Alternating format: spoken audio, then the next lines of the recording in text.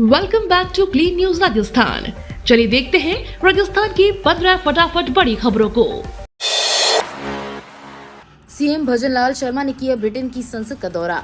Germany दौरे के बाद मुख्यमंत्री भजनलाल शर्मा, उप मुख्यमंत्री दिया कुमारी और राजस्थान सरकार के उच्च स्तरीय प्रतिनिधिमंडल की अन्य सदस्यों ने गुरुवार को ब्रिटेन सरकार की मंत्री कैथरीन वेस्ट के साथ मुलाकात की। इसके अलावा प्रतिनिधिमंडल के सदस्यों के साथ मुख्यमंत्री भजनलाल शर्मा ने लंदन के पैलेस ऑफ वेस्टमिनिस्टर में स्थित ब्रिटेन का संसद का दौरा किया और भारतीय मूल के चुनिंदा सांसदों के साथ बैठक की। इस बैठक के दौरान मुख्यमंत्री ने राजस्थान में इंग्लैंड की कंपनियों द्वारा निवेश के लिए इंग्लैंड सरकार से सहयोग की अपील की।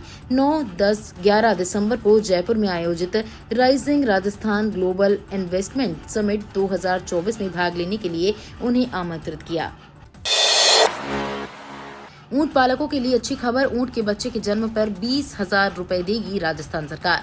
राजस्थान के ऊंट पशु पालकों के लिए खुशखबरी है। पशुपालन विभाग ने ऊंट पालकों की प्रोत्साहन राशि में बढ़ोतरी की है। विभाग ने प्रोत्साहन राशि 10,000 से बढ़ाकर अब 20,000 रुपए कर दी है।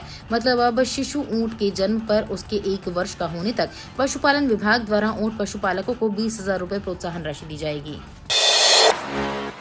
Rising Rajasthan global investment summit.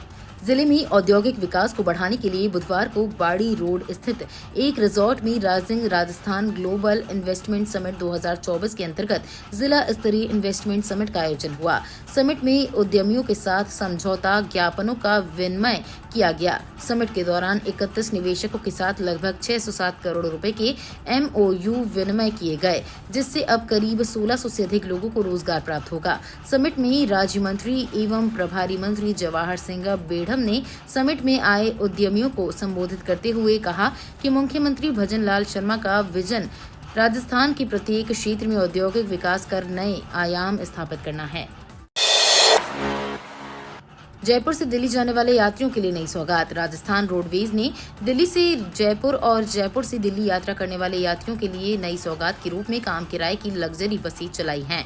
Rajasthan roadways chairman Shubhra Singh के निर्देशानुसार ISBT कश्मीरी गेट से दिल्ली जयपुर मार्ग पर 17 अक्टूबर से 8 नई 2x2 AC लग्जरी बसों का संचालन शुरू कर दिया है। गुरुवार को नई 2x2 AC लग्जरी बस के कश्मीरी गेट पहुंचने पर दिल्ली आगरा के मुख्य प्रबंधन पुलकित कुमार द्वारा बस की चालक और परिचालक का माला पहनाकर स्वागत किया गया। Drugs politics. MP के मंत्री ने राजस्थान पर लगाए गंभीर आरोप। मध्य प्रदेश में ड्रग की बड़ी खेप पकड़े जाने के बाद दोनों पड़ोसी राज्यों की सियासत गरमाई हुई है, क्योंकि पिछले कुछ दिनों MP के नगरीय प्रशासन मंत्री कैलाश विजयवर्गीय ने राजस्थान पर बड़े आरोप लगाए हैं। उन्होंने कहा था कि राजस्थान के नशे के कारोबार की तार राजस्थान के प्रतापगढ़ से जुड़े हैं। इसके बाद विधानसभा में नेता विपक्ष टीकाराम जूले ने CM भजनलाल शर्मा से कड़े सवाल भी पूछे हैं और निशाना भी साधा है। दरअसल इंदौर के एक कार्यक्रम में कैलाश विजयवर्गीय ने MP के CM मोहनलाल यादव के सामने ही कहा था कि राज्य के नशे के कारोबार की तार राजस्थान के प्रतापगढ़ से जुड़े हैं। इस कारोबार में शामिल लोगों के नाम भी उन्हें पता हैं। चोर ही नहीं, इस कारोबार के चोरों की मां को भी पकड़ा जाएगा। 7 सीटों पर कांग्रेस ने लगाए सीनियर पर्यवेक्षक। राजस्थान में आगामी विधानसभा उपचुनाव को लेकर कांग्रेस ने अपनी तैयारियों को और मजबूत कर लिया है। पार्टी ने 7 विधानसभा सीटों पर होने वाले उपचुनाव के लिए सीनियर पर्यवेक्षकों की नियुक्ति कर दी है। इन पर्यवेक्षकों को विभिन्न विधानसभा क्षेत्रों में कांग्रेस के चुनावी अभियान की निगरानी और समन्वय की जिम्मेदारी सौंपी गई है। दरअसल कांग्रेस ने हर विधानसभा क्षेत्र में एक वरिष्ठ नेता को पर्यवेक्षक नियुक्त किया है। बता दें कि दौसा में प्रमोद जैन भाया को जिम्मेदारी दी गई है। झुंझुनू में गोविंद राम मेघवाल को, रामगढ़ में भजनलाल जाटव को, देवली उनियारा में हरिमोहन शर्मा को, खिंवरसर में उदयलाल आंजना को, 84 में सुखराम विश्नोई को, सलूंबर में अशोक चांदना को चुनावी जिम्मेदारी सौंपी गई है।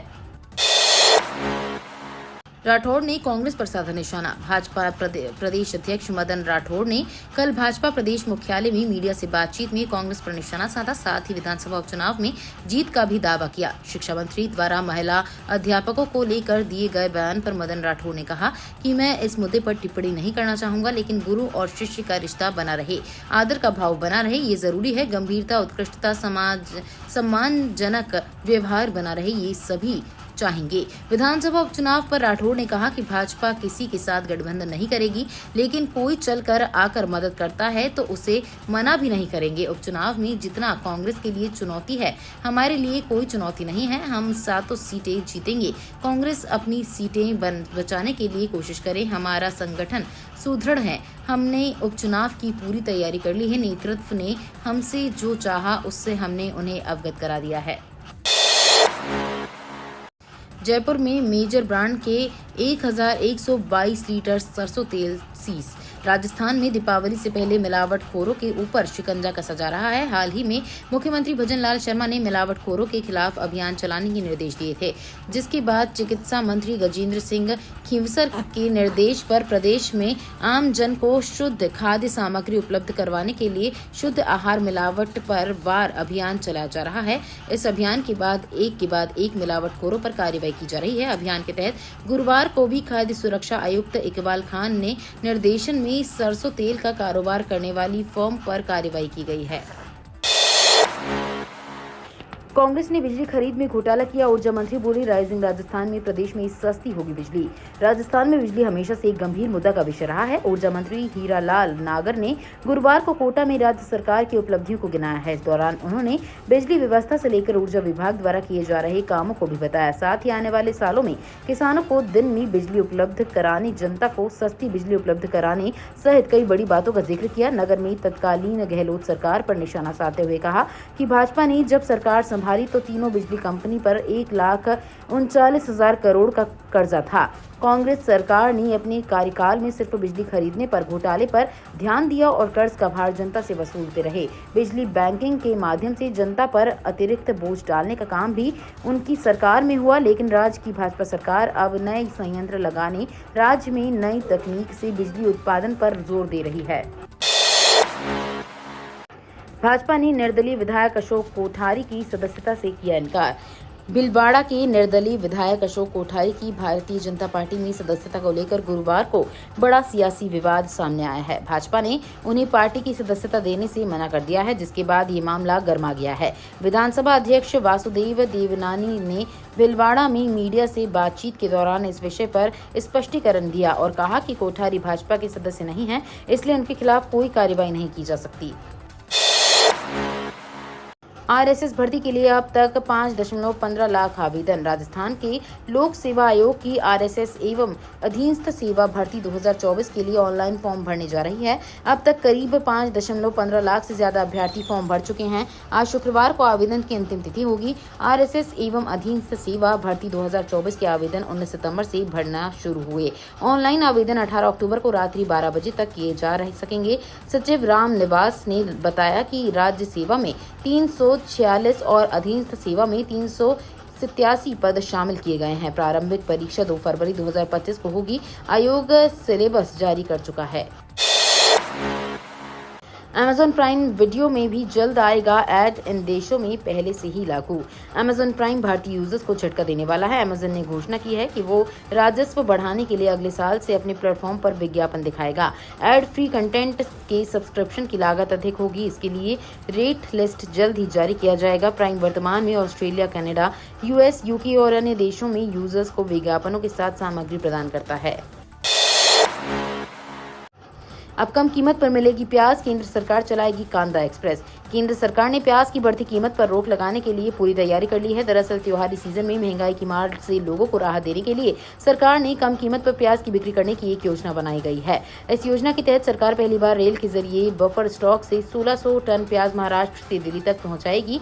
लोगों तक सस्ती प्याज पहुंचाने के लिए सरकार पहली बार रेल का इस्तेमाल करने जा रही है। उपभोक्ता मामलों की सचिव निधि खरे ने घोषणा की कि कांदा एक्सप्रेस नाम की विशेष ट्रेन महाराष्ट्र के लासलगांव रेलवे स्टेशन से रवाना होगी और 20 अक्टूबर को दिल्ली के किशनगंज रेलवे स्टेशन पर पहुंचेगी।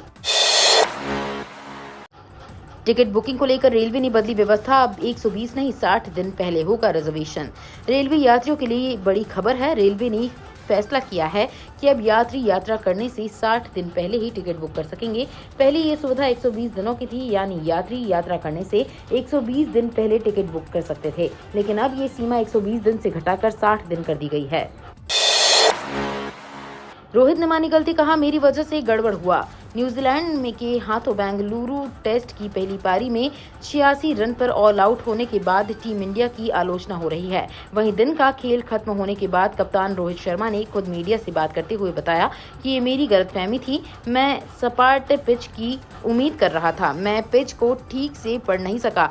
ये एक बुरा दिन था। कभी कभी आप कुछ करने की योजना बनाते हैं लेकिन उसे करने में विफल हो जाते हैं। ये तो थी राजस्थान की बड़ी खबरें। रोजाना सबसे पहले अपडेट पाने के लिए क्लीन न्यूज राजस्थान को अभी सब्सक्राइब करें।